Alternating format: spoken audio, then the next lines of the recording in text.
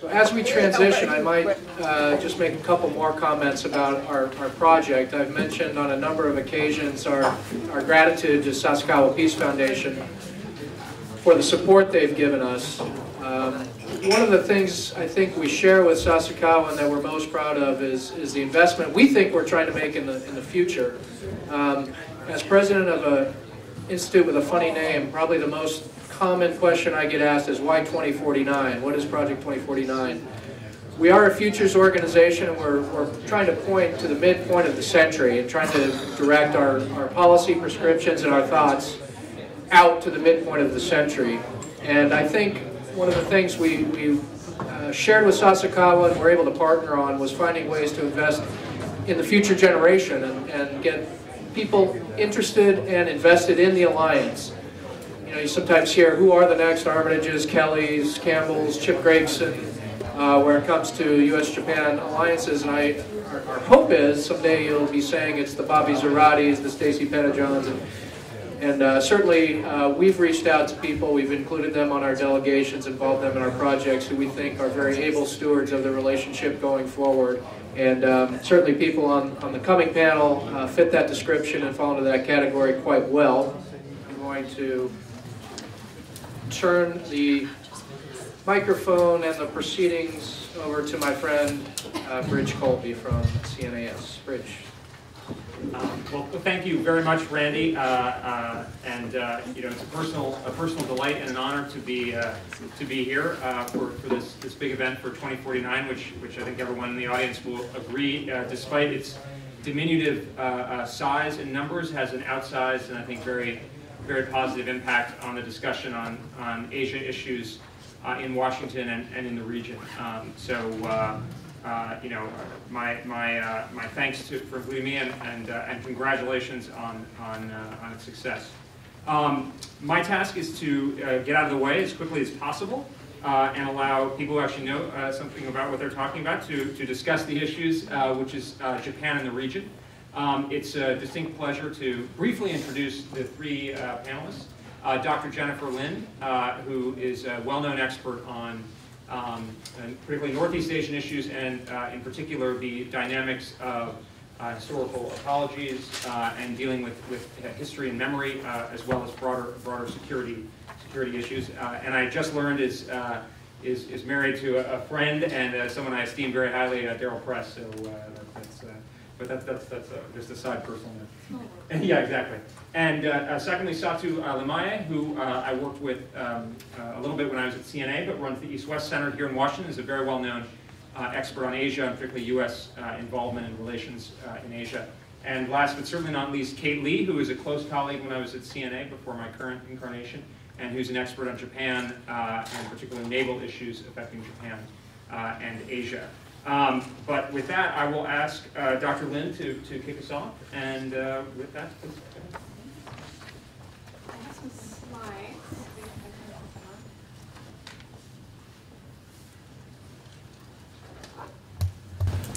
You need really don't be offended because there are a lot of other names. I will have this go through. Great, thanks. I thought that this was DC, so everybody always used PowerPoint, right? So I feel suddenly very odd.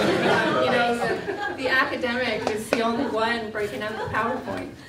Well, I'm talking today about issues related to narratives and memory, and images are very powerful in this discussion, so I certainly felt the need to do that. So I wanted to talk about Japan-South Korea relations. And for all of us, it's been a very chilly winter, but the polar vortex that we've seen in Japan-South Korea relations is certainly been attracting a lot of attention. Many observers would have thought that in the past few years, and in the next few years, that we might see increasingly close relations between these two countries. Yet what we've seen has been actually quite the opposite. The GSO-MIA plan for the two countries to share intelligence collapsed as Korean critics lambasted not only the handling of the policy, but the notion that Japan could be trusted with secret and important Korean intelligence. President Park has refused to even speak with the Japanese Prime Minister, Abe Shinzo, because of historical issues. For example, anger at Abe's statements about the comfort women and also his visit to Yasukuni Shrine in December. Many people blame history issues for this frosty state of Korea-Japan relations today, and they argue that Japan needs to change the way it deals with its past. Its leaders need to apologize, they need to not visit Yasukuni Shrine, and in other ways the country needs to be more forthcoming about the past. And only then, according to this view, can relations between these two countries move forward. I argue that history issues are better seen as a symptom rather than a cause of poor relations between Japan and South Korea. Because what we know about international reconciliation is that when countries determine that it's in their interest to reconcile, often for strategic or economic or other reasons, they figure out a way to put historical animosity behind them. Namely, they search for ways to form a common narrative about the past. Countries express nationalism and their national identities in a variety of ways, of course, from the holidays they establish, to the history textbooks they use, to the monuments that they build. Rather than think of these identities as primordial or enduring, it's more accurate to think of them as constructed by leaders who construct and reconstruct them to further their political and economic agendas. For example, if a country is mobilizing its society for war against another, its narrative will emphasize the violence that its adversaries committed in the past and will ignore any suffering that they might have endured. The country emphasizes its own triumphs and achievements, and its people mourn their own past suffering. For example, the Palestinians dedicated a square in the West Bank to Dalal Mughrabi, a young woman who carried out a deadly terror attack in Israel that killed 13 children among the 38 dead. This decision by Palestinians to honor her memory outraged Israelis. An advisor to the Prime Minister said it was, quote, incitement of hatred and violence against Jews in Israel, and represented the glorification of murderers. Indeed, the square is part of a hostile narrative toward Israelis, aimed at the domestic mobilization of Palestinians against them. At other times, however, countries craft positive rather than adversarial narratives. And at such times, leaders remember their heroes and history in ways that are not alienating to their partner. For example, West Germans and French leaders crafted a unifying narrative about the past as they pursued political reconciliation. Rather than emphasize German violence in World War II, the French and German leaders in 1984 held hands together at Verdun, the site of the bloody World War I battle, where both countries experienced massive losses. When Francois Mitterrand gave a speech in the Soviet Union to commemorate Stalingrad, he spoke nobly of the German adversary. He said, "Let us not forget those soldiers who were then on the opposite side, 4 million fine, brave Germans." To craft a unifying narrative, Mitterrand also spoke inclusively about German and French suffering, saying that German orphans wept for their slain fathers in ways just as the French did, and that German mothers felt the same pain as the French ones. Another example is when the Poles and the Germans commemorated the past, they mourned together at Rzeszowa, a site associated with the German resistance, thus emphasizing German honor rather than German brutality. All of these countries, because they perceived reconciliation to be in their vital strategic interest, adopted unifying rather than divisive themes in their commemoration.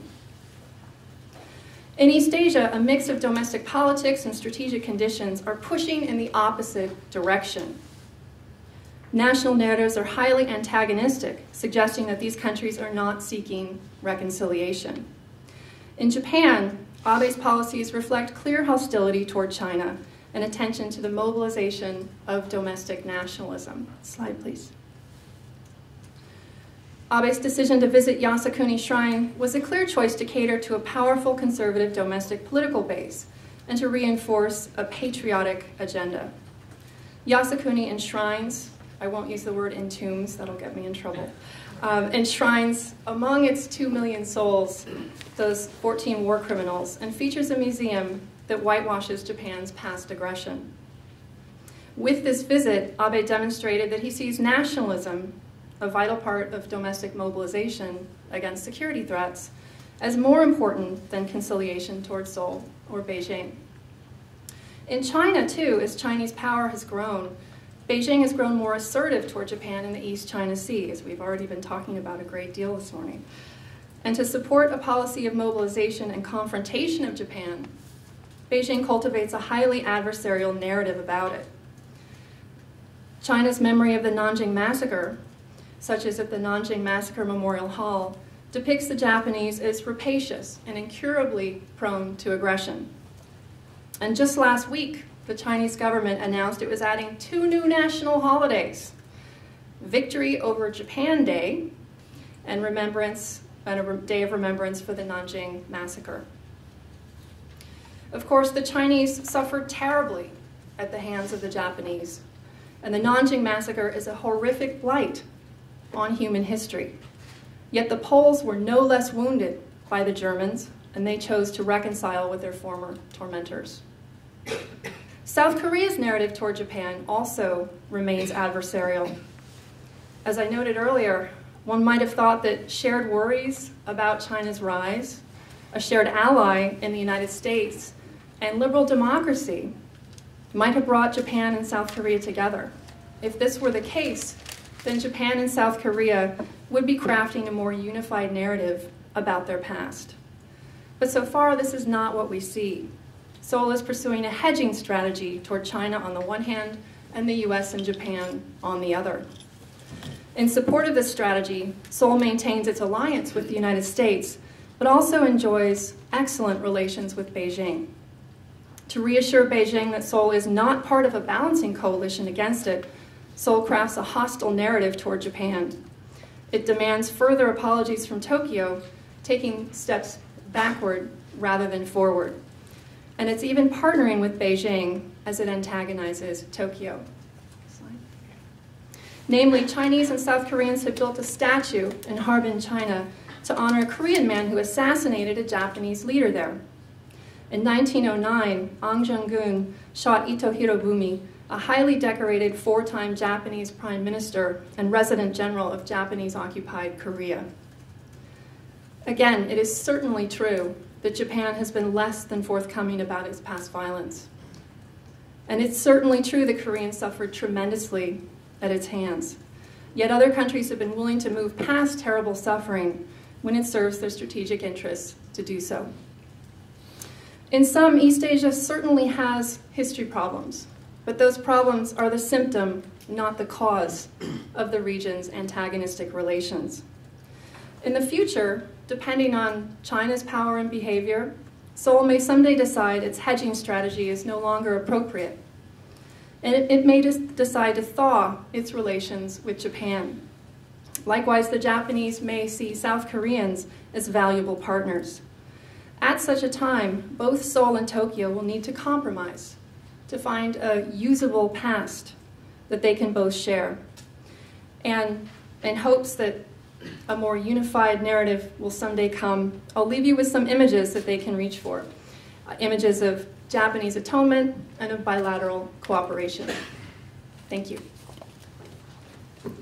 Great. Well, thanks very much, Jennifer. Over to you, Satu. Okay, great. Thank you very much for the invitation, Project 2049. Randy Shriver, Sabrina, thanks so very much. Let me also add my thanks to the Sasagawa Peace Foundation, which I should, in the interest of full disclosure, say has been very generous in supporting a project on the US-Japan Alliance and Southeast Asia. Kate has participated amongst others, Prashant and others. Sabrina asked me to focus on Japan's engagement with Southeast Asia and to say a little bit about what the implications are for the US-Japan Alliance as it thinks about, I think Amy used the phrase, platform for the region. this kind of crowd, I don't need to go into great details, you're all kind of aware of the general, as it were, the metrics on Japan's engagement with Southeast Asia, which has been quite tremendous over the last, say, call it 18, 17, 16 months. Some of the highlights of this, of course, have been Prime Minister Abe's visit to all the 10 countries, the December commemorative summit, the October summit in Brunei, the 16th summit of the Japan-ASEAN. There's been an increase in foreign direct investment, trade, and ODA linkages, and one can go on and on. So that's the kind of starting base. We've seen a rather robust Japanese engagement, and of course, former Deputy Secretary Elbridge alluded to this Abe's very proactive diplomacy in this context. So that's the starting point, fair enough. Whoops, I forgot to hit the starting clock on my iPhone. I'm not checking the baseball scores, so just keep myself on time. The more interesting thing is what's been the response in Southeast Asia to this, kind of an assessment of what this 14, 15 months has brought. And let me articulate, I think, 4 or 5 points, at least from one person's perspective of that response. First is, of course, very dangerous to get into generalizing and conflating Southeast Asia. There are 10 countries, very different profiles, very different interests, very different approaches to key issues, very different historical responses to Japan. But I think we could say a couple of things, a few things anyways. First is that everyone in the region sees Japan's new robust activity towards Southeast Asia as overcoming a gap in Japanese activity in the region. So I'll go into it a little bit more detail, but Japan has been seen as quite subdued and quite removed from the dynamics that have been playing out in the region over the last several years. A colleague of mine in Malaysia wrote in 2013 that Japan, the title of his piece was "Japan must engage with ASEAN or risk irrelevance." That may have been slightly overstated, but nevertheless it sort of spoke to some of the thinking in the region. And I remember as I traveled through the region over the last umpteen years, you almost had to bring up Japan before Japan was brought up. And so I think that's over. We have a new baseline. The question is, of course, durability, sustainability, depth, etc. The second sort of assessment I'd make is that Japan's entry now completes the internationalization of Southeast Asia, right? It's PRC's role, US, of course, long important role, growing India's role, I think maybe Kate will speak to that. The ROK's quite active economic role in the region, development assistance role in the region, Australia's role in the region. So Japan is in some sense catching up to a set of internationalization dynamics in the region. And it fills a gap in Chinese assertiveness in the region, which is very clear, and it fills up the persistent underlying doubts in the region about US commitment and durability and sustainability of the US presence and commitment. I don't share this, but it's something that one has to deal with in the region. The third point of assessment I'd make about Japan's role is that it socializes changes in Japanese security, defense, and aid policy. And like India, Southeast Asia is in some sense a test case for Japan to be able to play the kinds of roles that it aspires to play under a more activist, more robust defense and security policy. We discussed it in the last session a little bit about providing technology, infrared equipment, surveillance equipment, in the future submarine technology, what have you. But nevertheless, it allows the parameters of Japanese security, ODA policy, defense policy to be tested, tried, etc. The fourth thing, assessment I'd make is that the Japanese role is very important in consolidating the rules-based, standard-based approach to regional order, along with the United States. And that's very important. It's not the only thing that's important. Obviously, power is important. But it's an important element to bring Southeast Asia into global norms and standards on issues ranging from, on the one hand, maritime security, whether it's consistency with UNCLOS, et cetera, to standards, rules, and norms on economic behavior. Notwithstanding the difficulty that not all ASEAN countries are in TPP. So it has that effective. And it also has the more kind of material effect in the region of reducing the reliance of Southeast Asian states on a dominant Chinese economic bloc. It brings Japan back into the picture, particularly, I think, if Japan succeeds in Abenomics. If that becomes a long-term turnaround of the Japanese economy, then recall that you have now two big players on the economic, leave aside for the moment the US, indigenous players in the region, Japan and China. And I think that's very healthy for the region, it's very healthy for Japan, of course, I think it's very healthy for the United States as well.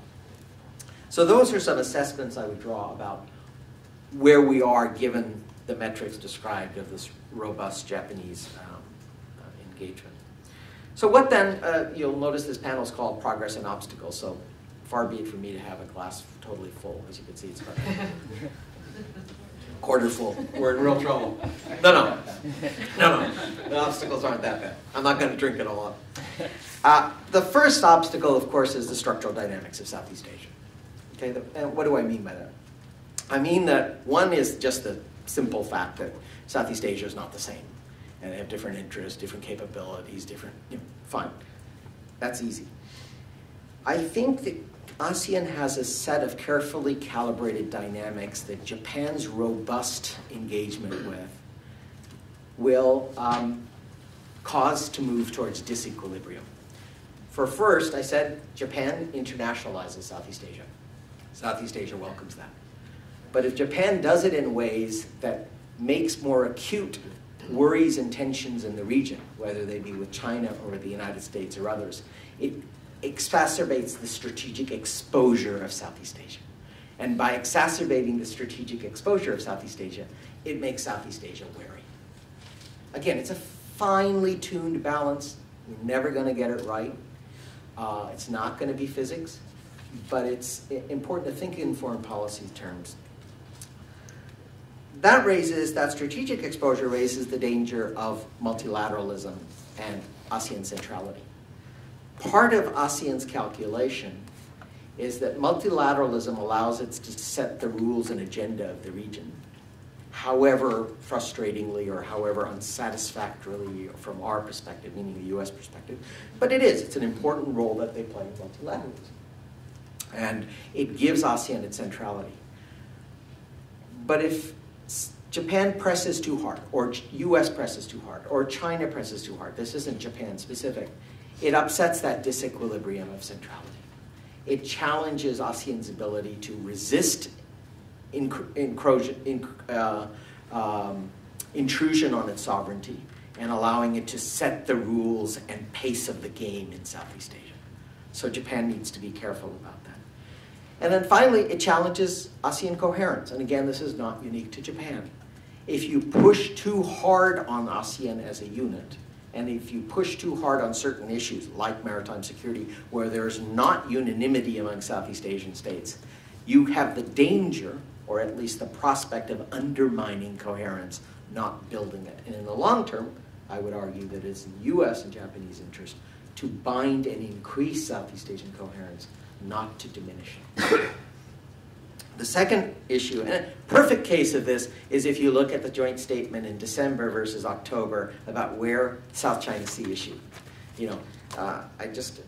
Sometimes we go wild on this sort of research, but I just had fun looking at maritime security was listed as point 23 of the 29-point chairman statement in the October 16th ASEAN-Japan summit.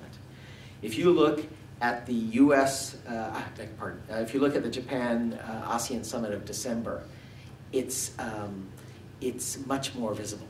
It's right up front. So that is a kind of a hint at how they want to play and project this issue. For when it's an ASEAN-led meeting with Japan as a summit, it's lower down the totem pole. When Japan is hosting the meeting in Tokyo, it's higher up. This is just kind of a useful symbolism. The third point I'd make is that Southeast Asian countries will be very much watching Japan's relations with Washington and with Beijing. Again, for the reasons I cited in the first point, they cannot afford to have acutely tense US-Tokyo relations or Tokyo-Beijing relations coming onto their region. They don't want to manage those tensions in their region and have them play out. So that's the second thing.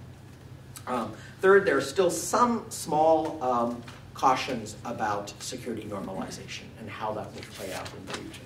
Not many, but if you look at the Indonesian statement, for example, after the bilateral, et cetera, you'll see that calls for transparency and further explanation are there. So those are some obstacles. Again, we still have some water in the cup, as you can see.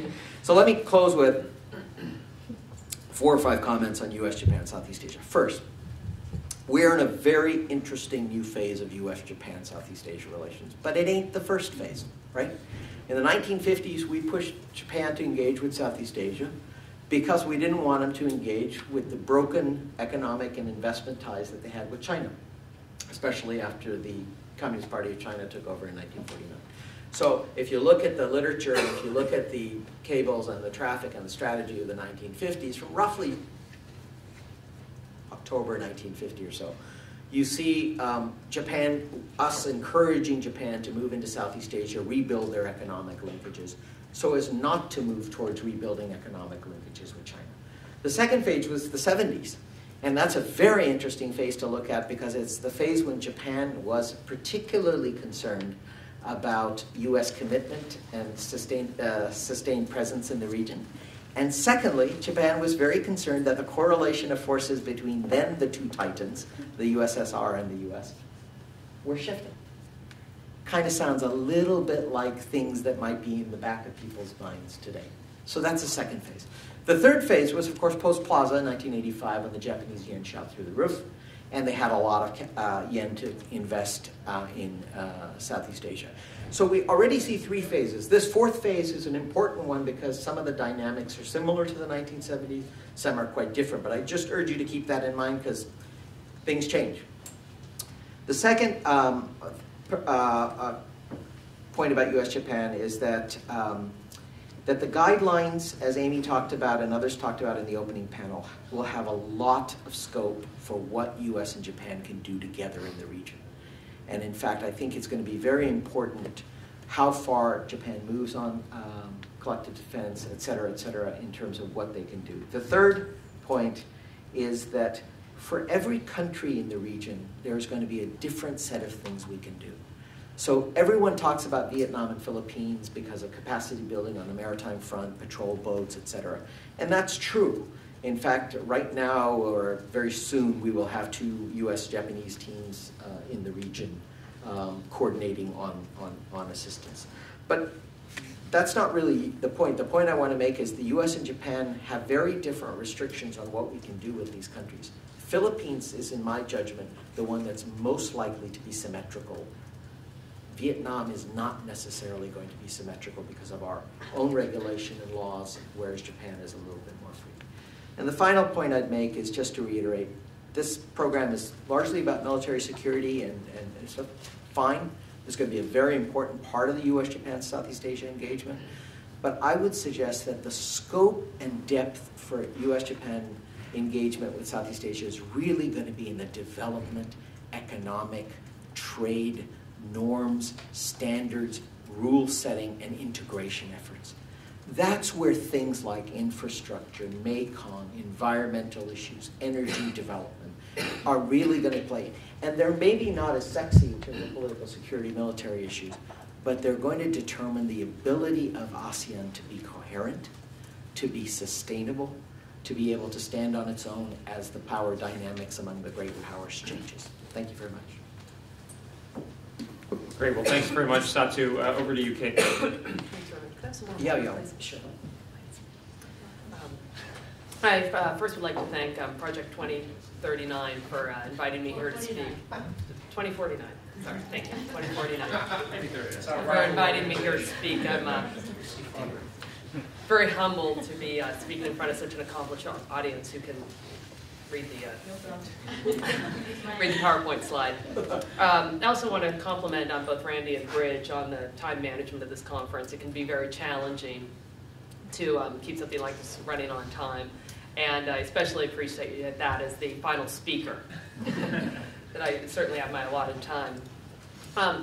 In this case, the level of water in my glass is actually fairly indicative of the relationship I'm going to speak about between India and Japan, which I'd say is a little bit more than half full. In contrast to some of the relationships we've talked about, some of Japan's relationships that we've talked about in this conference today, Japan's relations with India are really on an upward trajectory. It's exemplified by Prime Minister Abe's recent visit as a state guest to India during this year's Republic Day celebrations, as well as the visit by the Emperor and the Empress to India late last year. Japan and India's relationship is indicative of both countries' increasing international profiles, and it reveals mutual recognition of interests outside their immediate regions, as Satu mentioned in his discussion of Japan and Southeast Asia.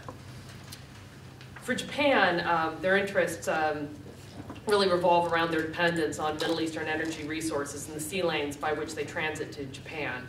In fact, the first national security strategy identifies India as geopolitically important for Japan because it's positioned in the center of sea lanes of communication. For India, their relationship with Japan is both a hedge against China's rising power and an extension of their Look East policy.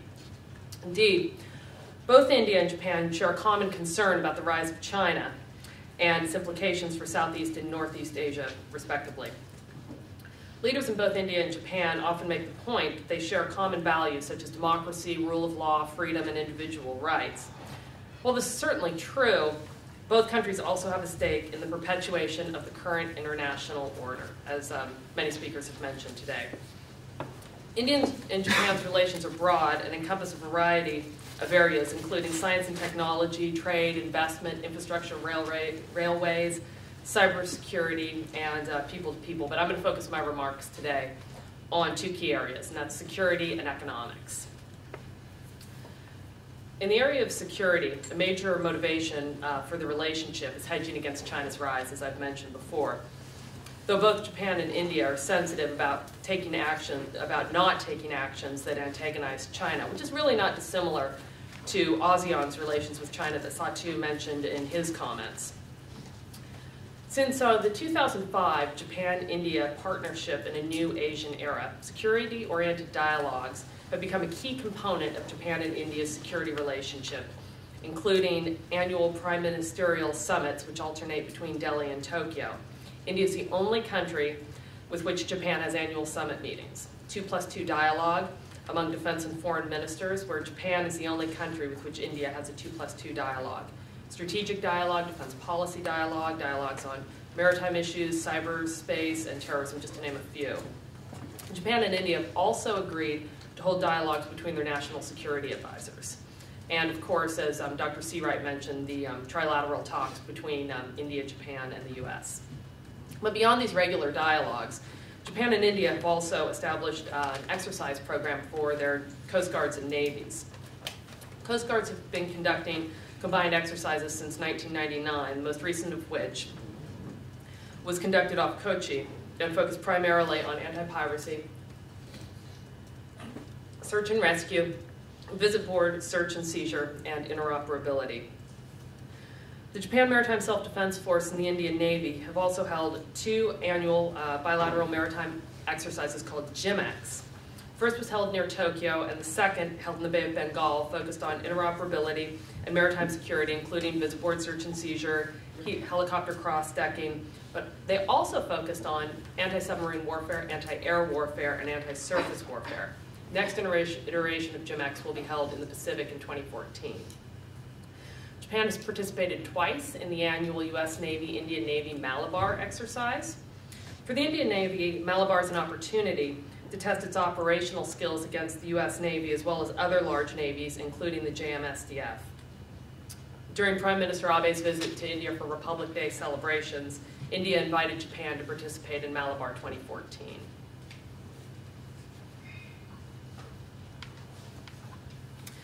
Also, the planned sale of the US-2 Maritime Patrol aircraft from Japan to India is indicative of deepening of the bilateral security relationship and was made possible by Japan's relaxation of its arms export ban.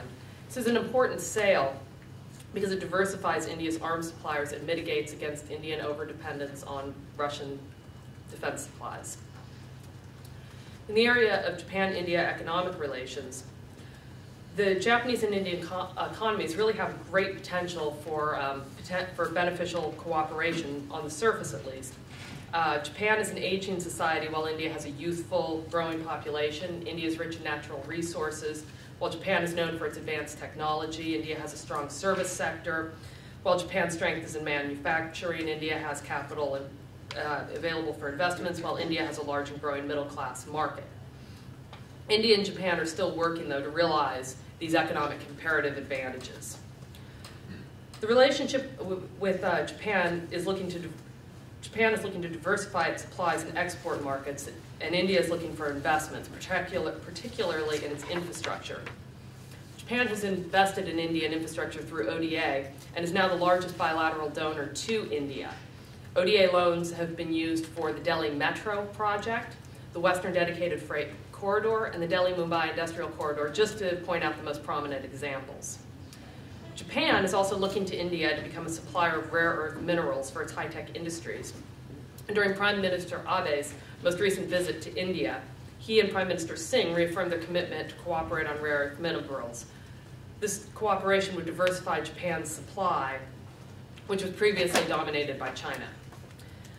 Japan's trade with India has more than doubled since 2004 and stood at around $18 billion in the 2012-2013 fiscal year. This is about 1% of Japan's total foreign trade and about 2 to 2.5% of India's total trade. So while trade between India and Japan has expanded considerably, it still has considerable room to grow.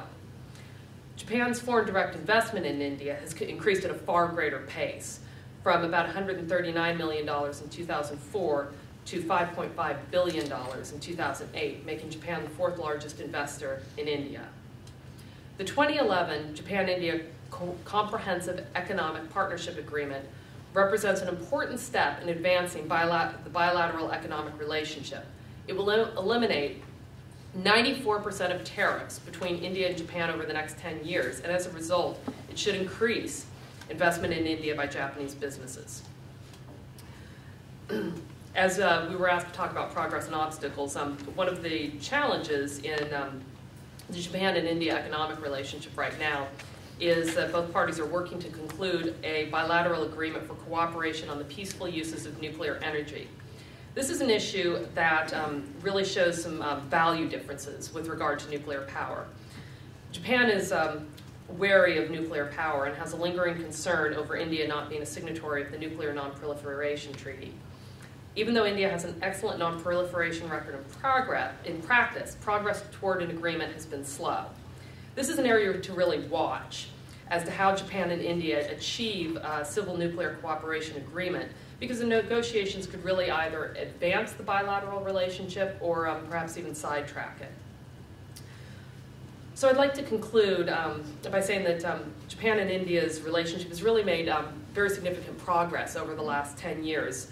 The US-2 aircraft sale alone would have been hardly thinkable 10 years ago. But the obstacles in the bilateral relationships, they tend more to slow progress than really sideline it. However, there's really room to expand the bilateral relationship. In the area of security, this could include moving toward some sort of logistics support agreement, moving toward information exchange, especially in the areas of counterterrorism and maritime domain awareness, and increased interoperability. In the area of economics, this could include trade such as defense articles. A possible example, as Tetsuo Kotani mentioned in his talk, is perhaps subtechnology may be a candidate for India. He mentioned it with respect to Southeast Asia, but perhaps that might be an area that India would be interested in as well. The civil nuclear agreement is, of course, an area where progress remains to be made. But also a deeper economic integration to more fully realize the potential of both countries' economic comparative advantages. What's interesting about the Japan-India relationship is recently security relations have really been leading and providing opportunities for deeper economic linkages. In Japan's relationships with some other countries in Asia, as we've discussed today, economic relations lead with the hope that eventually improved security and political relations will result. And I just like to conclude by touching on one of the comments Dr. Lind made. One of the ways that India and Japan have really advanced their common relationship is through this common historical narrative that Dr. Lind mentioned. And when you read the comments of leaders, the historical narrative is, it's really interesting, the issues that they pull out of their history, which is arguably fairly limited. For instance, you see reference to Buddhism arriving in Japan through India. Just you never hear that it went through China and Korea as well. And there are other instances where they really, sort of pull these very thin historical strings out to construct this common narrative. And I'll conclude with that thought. Thanks. Great. Well, thanks, Kate, and three excellent presentations, really, really illuminating. I'm going to take the prerogative of the chair and ask one question to all of the panelists before throwing it open to questions. And that is, we've talked a lot, or you've talked a lot, I should say, about Japan's regional engagement. We've seen some of the problems that it's run into, particularly in Northeast Asia, from Jennifer Lind. Satu Limaye kind of pointed out the pretty vigorous outreach in Southeast Asia, and Kate Lee talked about the outreach to India. How should the United States look at, but also work with, I guess another way to phrase the question is, should the United States work very actively with Japan in this outreach? Or is this something that the U.S. should sort of keep a little bit of a distance from, given the historical issues? I mean, I think it's fair to say this is something that the U.S. regards both strategically and on its own terms as a good step. We're happy to see Japan out there beating the bushes diplomatically, but what, from a kind of diplomatic and political perspective, as well as a military and economic perspective, how should we kind of either get involved or stay a little bit aloof? With respect to the history issues, this is a really fascinating question, and you can argue it from a couple of different directions. So some people say that the U.S. should be involved, and indeed has a moral responsibility to be involved, because it was U.S. failings, namely in the way that it crafted the post-war security order, the various San Francisco Treaty and other treaties. It was U.S. failings and U.S. ambiguity left in these agreements that have allowed these territorial disputes to persist, and therefore, it's kind of all on us, and so we should be doing something very proactive about solving this. You could make a pretty good case for that view when it comes to U.S. involvement in the way we did craft the security order and the different times when we found it in our advantage to pursue a more ambiguous stance on these territorial issues. On the other hand, you could make a pretty compelling argument that maybe we shouldn't get involved. We were up to our ears in the 1965 normalization between Japan and South Korea, and you could say that helped, and it might have helped for a while. So maybe that's an example of successful engagement. On the other hand, it didn't seem to last, and if we want something enduring, it goes back to this question also of how these two countries who are at such odds with each other at the moment, somebody's not going to be happy with the outcome. And this is such sensitive issues, and again, the U.S. is seen as really having complicity in this, and so in Japan, for example, there's this legacy of Gaiatsu, and the Americans leaning on the Japanese, and then the Koreans having sensitivities about the U.S.'s heavy footprint and being bossy and all of these other things that we do. So you can make a pretty compelling case on both sides. You could say, this is something that we helped create, this problem that we helped create, we should help be involved with the solution. You could also say, the U.S. is often a little too involved with affairs with other countries, and maybe this is a time when, if we can provide, useful institutional forums and useful conferences like this, and Track 2 and everything else, there's certainly a big role that we could play, but for the most part, we should let these countries sort this out. Well, my view is, and again, repeating a little bit what Amy said this morning, Southeast Asia has emerged in the official documents of the U.S.-Japan relationship as one of the areas where we will cooperate. So that's been laid out there, something we're going to do. This is the last 2, 3, 4 elements of the iterations of the 2+2 document. As I said, you know, to my mind, there are 3 or 4 real advantages for the U.S. and Japan working together, at least in Southeast Asia. One is, as I said, this border building project, the standards, rules, norms, so that they're not Chinese rules or there are other rules that aren't in our interest. I think we can work more easily with Japan on them. Not on all of those rules. There will be areas where Japan differs on some of these rules, but at least close coordination with the U.S. and Japan will be helpful. The second is, of course, in this financially difficult time, it helps us to pool our resources for doing certain things. So that's a second area where it seems to make sense to me that we're working with an ally like Japan. The third is very pragmatic, is that there are areas where Japan's new strategic ODA, quote unquote, strategic ODA, strikes me as having more room to move than our USAID. And so things like Lower Mekong, things like infrastructure that's east-west roads, east-west rails, east-west, because at the end of the day, I mean, there'll be a certain natural free market element to this, but to the extent that we can shape it through strategic use of ODA on the Japan side and US complementary tools, we want to make sure that the production supply chains run in ways that are useful to the US and Japanese interests and not all supported by Chinese infrastructure that's north-south.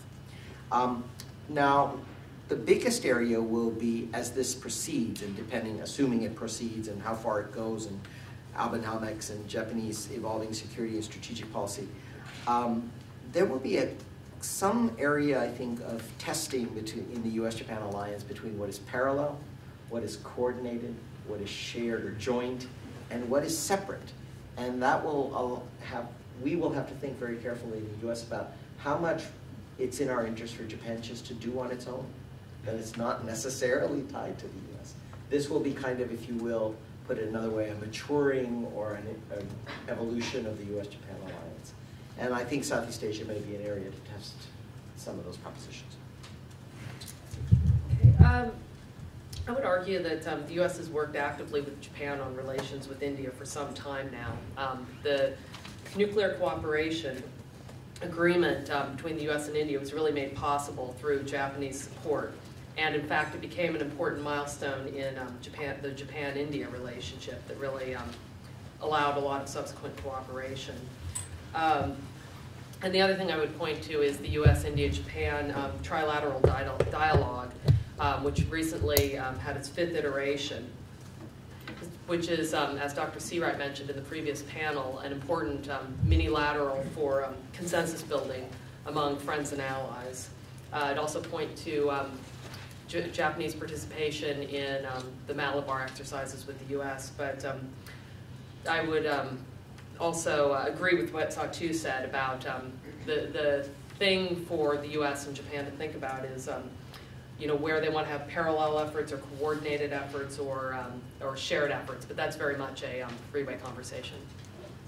Great, well thanks for the incisive comments. I want to throw it open to questions from the floor. Sir, right here. Scott Harold from the RAND Corporation. Dr. Lin, I wonder if you could expand on your response to Elbridge Colby's question to you.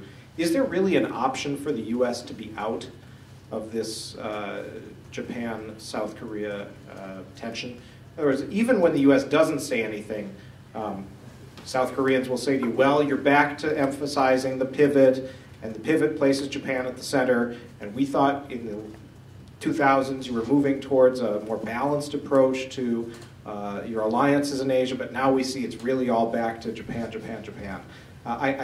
I empathize with the desire of those that say, hey, this is a problem for these two countries to work out on their own, and if we get hauled in, somebody's going to be unhappy.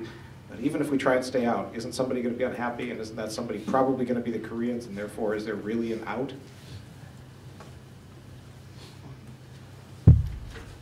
You could argue we've really been trying to work on this for a half century. and this is where we've gotten. So the U.S. has very much been interested in promoting trilateral cooperation over this entire period, and again, these countries do not have identical strategic interests.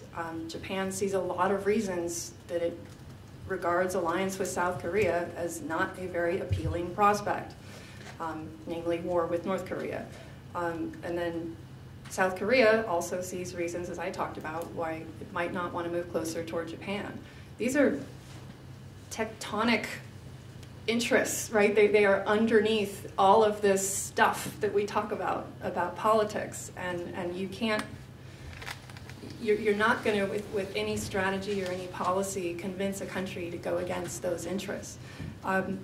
If it does seem as if there's an opening, a warming, I think the U.S. can play a tremendous role because of our long history with these two countries.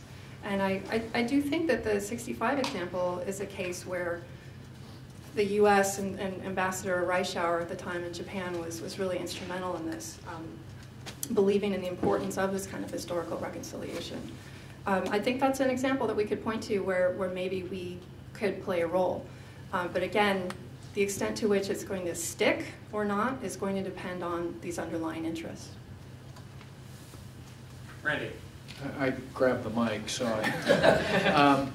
at the risk of taking too much time and dominating this, I also have a question for each, so maybe I'll just make it quick and see if your answers are relatively quick. But Satu, I noticed, because we forced the construct on you, challenges and obstacles and opportunities, I noticed an obstacle you did not mention, which is history. Yeah. So linking these together, what went right? Because there were countries in Southeast Asia that were victimized. Philippines comes to mind, I think, first and foremost, but they're not alone.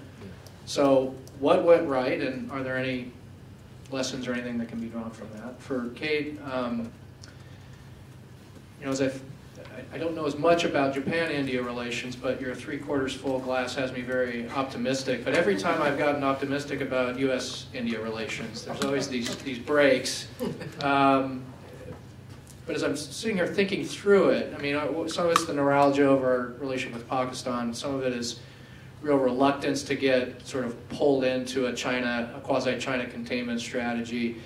So if you could just sort of expand on potential obstacles, and really, is it just the slowness of the bureaucracy? Is it, I mean, am I right to feel so optimistic after your presentation? Is there no concern that they voice on the China piece? Well, we want a closer relationship with you, but if you talk about China too much, it actually creates anxiety in the U.S.-India discussion. Is that not there in the India-Japan? And then for Dr. Lind, on again, it sort of strikes me that this is a Northeast Asia problem, not a completely region-wide problem, which then sort of leads to why, you know, these questions of why. And in the China context, I'm very pessimistic, and I don't know that there's any solution.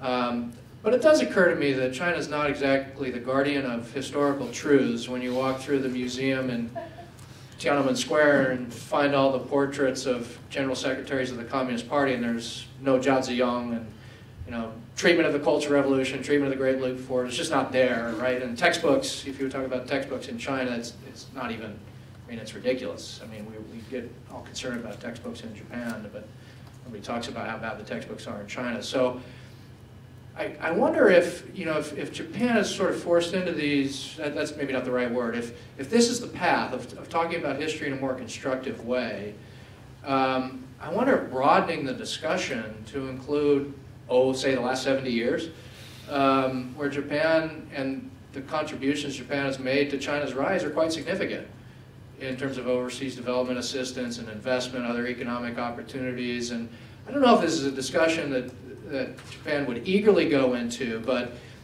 I don't know if there's historical examples of, if you talk about history, can you broaden that lens to talk more comprehensively about it? I mean, sure, if Japan is forced to go into a room and talk about Nanjing, it's not going to be very fun.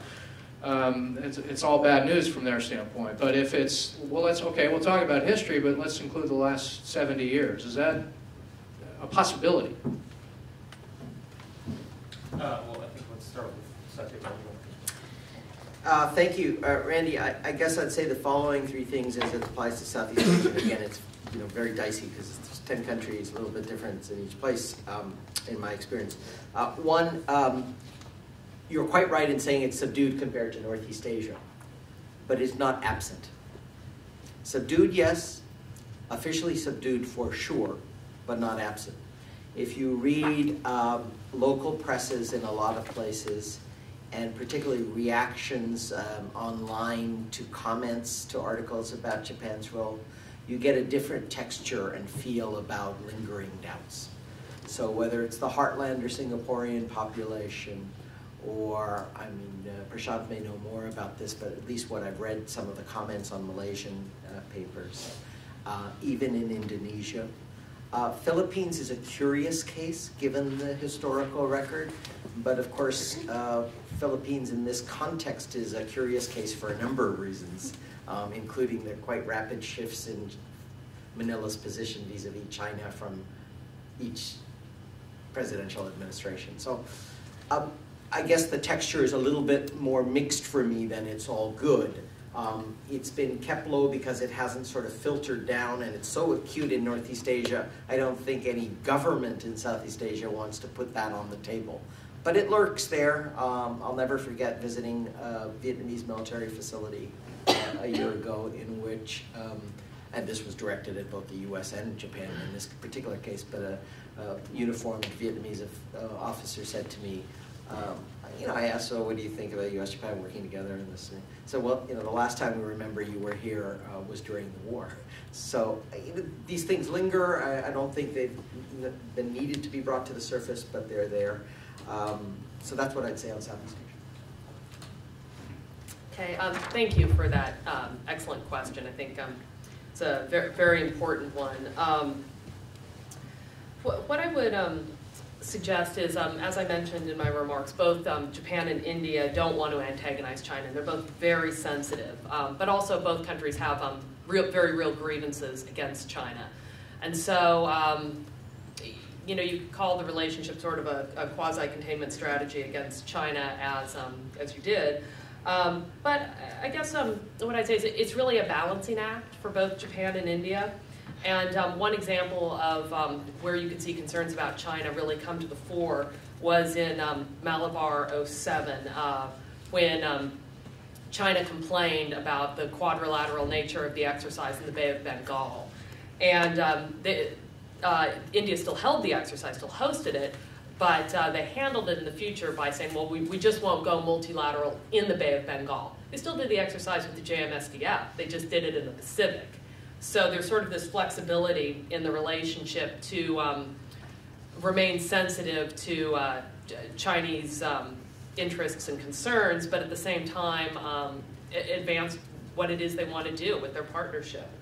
I'd suggest perhaps a difference between the India-US relationship and the Japanese-India relationship is in expectations and in requirements for the alliance. For instance, one of the things India complains about with respect to the US is the requirement for foundational agreements to transfer certain kinds of defense articles. How the US tube sale proceeds will really show how that sort of defense trade can work with Japan. And Japan may have substantially different requirements for transfer of defense articles. As with the US, there's, I would imagine, a ceiling on any sort of formal military alliance. But at the same time, I guess my fundamental argument is that the security relationship between Japan and India really has room to expand, and that's the point of the glass, maybe a little more than half full. Thanks, Randy. It's a really insightful question about what about the past 70 years? Isn't there something there we could concentrate on? And I think this is a really smart way to move forward for Japan and for the United States. Basically for any country that wants to make progress toward reconciliation. The way I think about it is the history issues in East Asia, when we talk about them, when we read about them in the newspaper, they're framed as they're framed around the issue of apology, which is curious. It doesn't have to be framed around the issue of apology. You know, when we talk about South Africa, it's about truth-telling and reconciliation, and it's not about apologies. So it's a curious thing. I can speculate about why that might be, but for now, it's a choice, and we've fallen into this trap of discussing it in terms of, should Japan apologize? Why can't Japan apologize?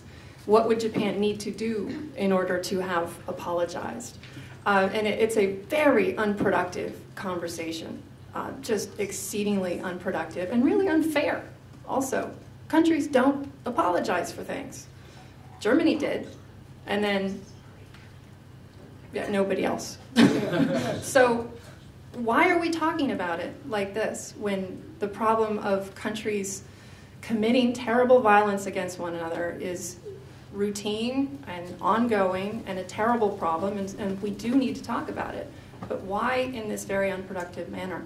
So I've always said I recommend reframing this issue out of this kind of apology frame, which is really, again, unproductive and unhelpful. Particularly if you're the US and Japan, it's unhelpful because it casts the US and Japan apart from South Korea, and it casts South Korea and China together as aggrieved countries seeking Japanese apologies. So again, not serving our strategic interests in the least. So I would argue that a more productive framing would be to think about the issue as one of human rights. And you can look at kind of 3 waves of human rights abuses in Asia in the contemporary era. So you could talk about Western and regional colonialism and imperialism in the late 19th century, and the terrible human rights abuses that occurred then, that we, the United States, were also guilty of in the Philippines, killing upwards of 200,000 Filipinos.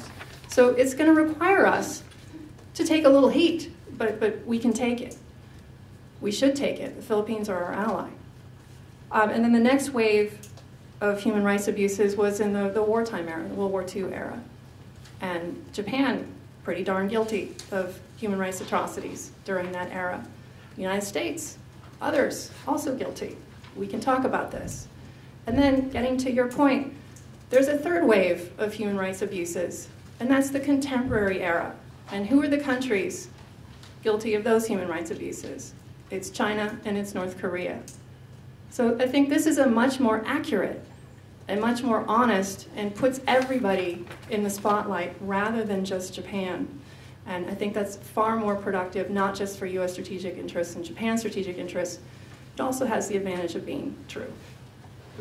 Yeah, one thing, and also just on that point, Randy, interject my own thoughts, but you know, it seems that the Prime Minister and the sort of political coalition that he may be speaking to are sort of doggedly holding on to the sort of the worst aspects of Japan's sort of war and colonial record. And you know, I'm not an expert on the history, but I've read some about it, and it seems to me that one could explore a kind of, we are going to put this broader kind of set of strategic behavior in perspective, which when compared to, say, the Opium Wars and the suppression of the Boxer Rebellion and so forth, you know, it doesn't excuse it, but it, you know, we need to contextualize it, and then say the atrocities that happened and the kind of conduct was totally unacceptable, and you know, we completely decry that. And I'm just surprised that doesn't come out, because that seems to be a natural.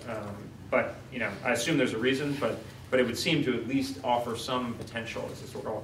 I also wanted to take the opportunity to kind of address the question that you asked in the last session, just about the issues of air-sea battle and offshore control very briefly. And I think one thing that didn't get raised, but that was suggested, is that you know, I think that the 2 authoritative documents that have just been released by the United States and Japan, the Quadrennial Defense Review and the National Defense Planning Guidelines, both quite emphatically you know, enunciate that military superiority in maritime Asia will continue to be the objective of the United States and the alliance. And I think we heard from you know, representative of the Department of Defense that the kind of offshore control approach is not being taken very, very seriously. And I think the proof is in the pudding in those documents. So I think on that score, they both deserve to be commended.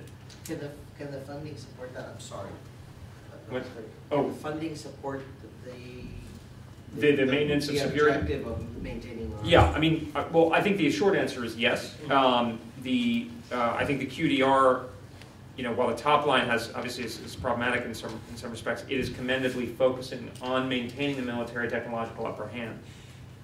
If China were to if the People's Republic of China were to pose a sort of continuous 10 to 15% growth rate with highly effective and efficient modernization of the PLA, then we would be dealing with a different problem. But Ian has written, strong version of the argument. But I think, hey, look, the PLA is not, a 15-foot panda. It is a, it's a human being, and so this competition is in earnest, and we need to focus up. And I think, we're doing that in some ways and not in others.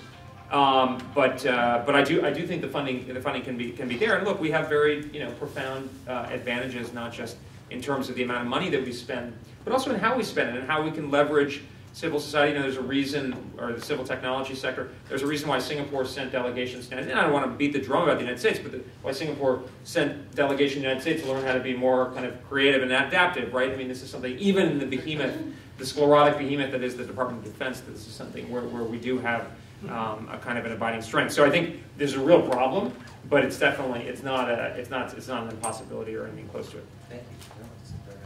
Sure. I've been stunned by the fact that the word Russia has not been used. I've noticed that the word Russia has not come up in either panel or in the publication. And is that correct in terms of discussing this issue, or should we add that in as a factor in this conversation? Well, in Southeast Asia, obviously Russia has legacy military equipment but I don't know how it implicates Japan's relations with Southeast Asia.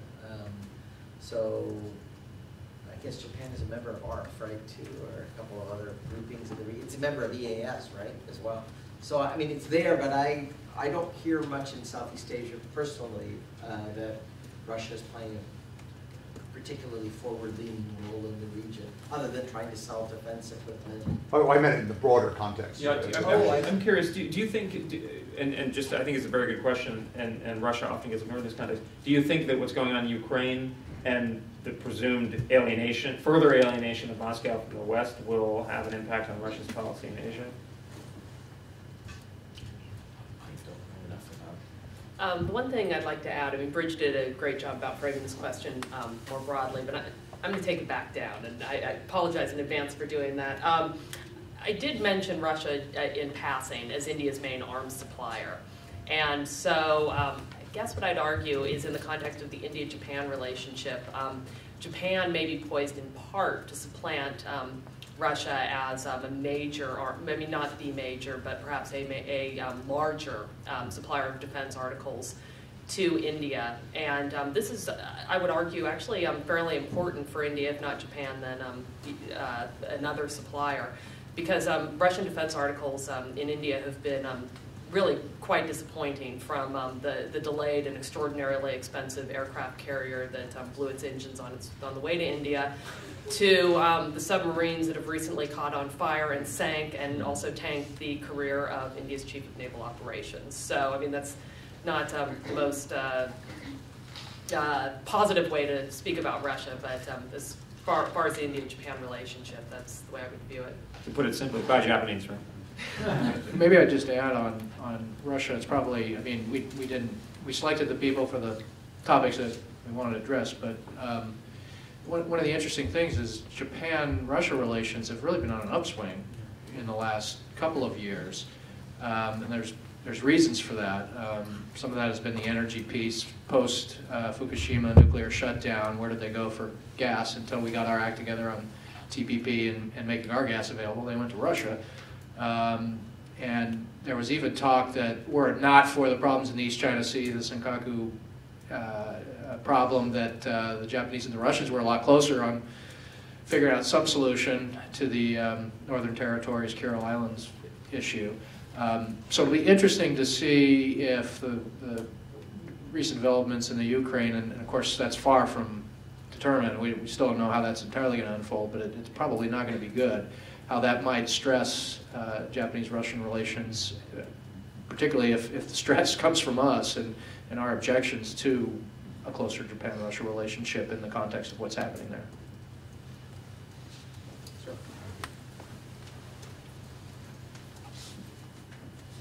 Yeah, hi, Ron Wilson from the School of Conflict Analysis and Resolution. First on Russia. Russia just a few days ago, I think, forgive the debt of North Korea like $10 billion or something like that. And also Russia's been a little more aggressive in the East China Sea, so Russia's not out of the game, I don't think, in that area of the world. But my question is about U.S. policy in the region. That we talked about the military issues that the U.S. is trying to resolve and working with partners within the region.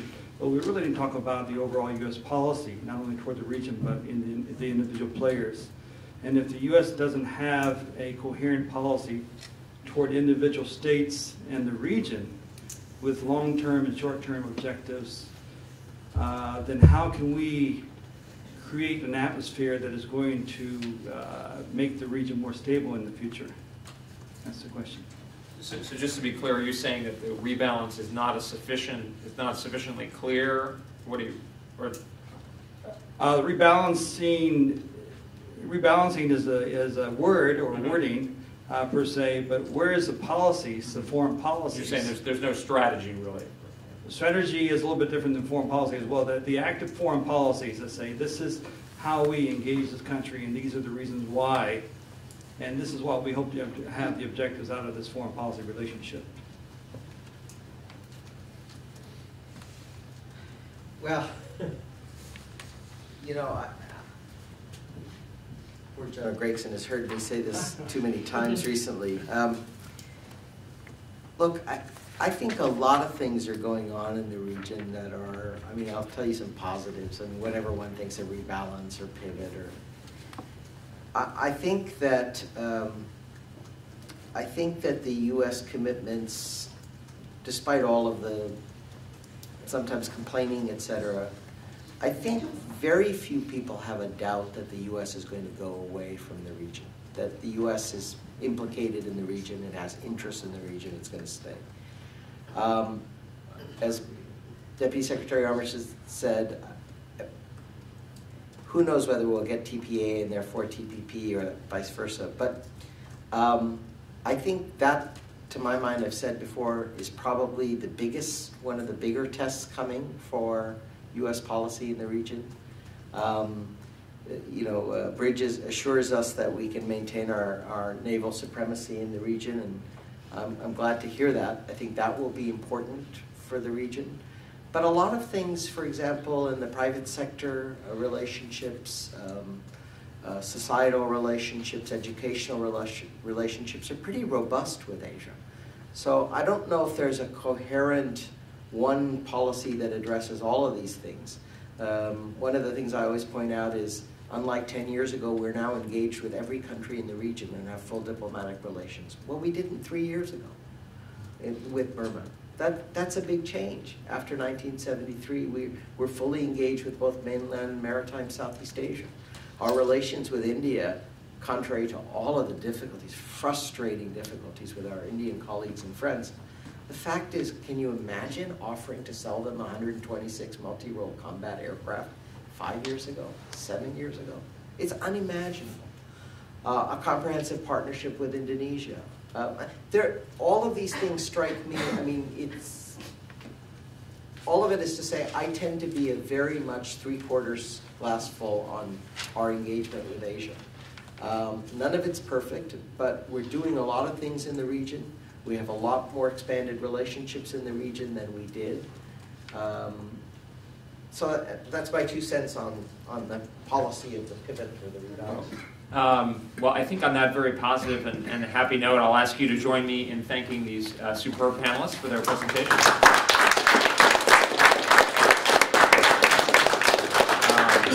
And thanks again to 2049 and Randy and the whole team for putting on a really excellent and illuminating conference. Great. Well, let me add my thanks to the superb panel we just heard. I was very, very pleased with the whole session. Hope you were as well. Repeat my thanks to Sasakawa for not only the support to this event today, but for our 2-year project, which really made that possible. So thank you all again for braving the weather, and thanks for the discussion, and we look forward to getting together next time. Thanks.